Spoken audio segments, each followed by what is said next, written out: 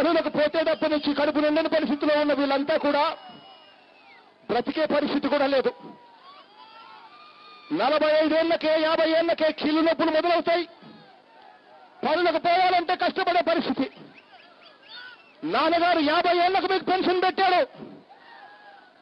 మీ అన్న ముఖ్యమంత్రి అవుతాడు, దాన్ని 45 ఏళ్లకే చేస్తాడు అని చెప్పి వాళ్ళందరికీ కూడా మాట చెప్తా ఉన్నా.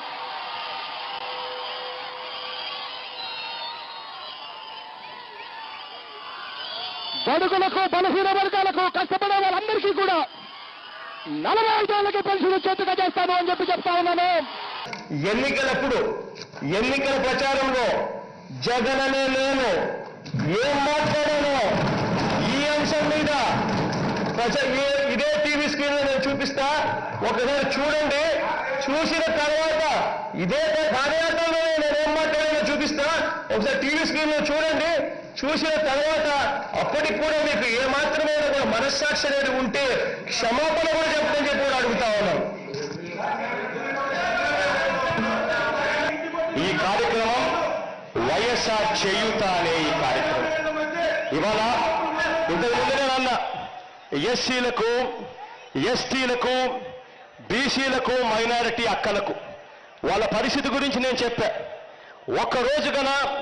ఒక వారం రోజులు కన్నా వీళ్ళు పనులకు పోవడం మానేస్తే, ఏదైనా జ్వరం వచ్చి వీళ్ళు పనులకు పోలేని పరిస్థితిలో ఉంటే ఆ ఎస్సీలు, ఎస్టీలు, ఆ బీసీలు, ఆ మైనారిటీలు, ఆ అక్కలు ఒక్క వారం గల పనులకు పోవడం మానేస్తే వాళ్ళు ఇంట్లో పస్తు పండుకోవాల్సిన పరిస్థితిలో ఉన్నారు ఆ అక్కలు. ఆ కుటుంబాల కోసం చెప్తా ఉన్నాను, ఆ అక్కల కోసం చెప్తా ఉన్నాను. అప్పట్లో ఇటువంటి అన్యాయమైన పరిస్థితిలో అక్కలు ఉన్నారు కాబట్టి ఆ అక్కలకు తోడుగా ఉండాలి అని అంటే 45 ఏళ్లకే పెన్షన్ ఇవ్వాలి అని చెప్పి ఆ రోజుల్లో నేను చెబితే 45 ఏళ్లకే అక్కలకు పెన్షన్ ఏమిటి అని చెప్పి వెటకారం చేశారు.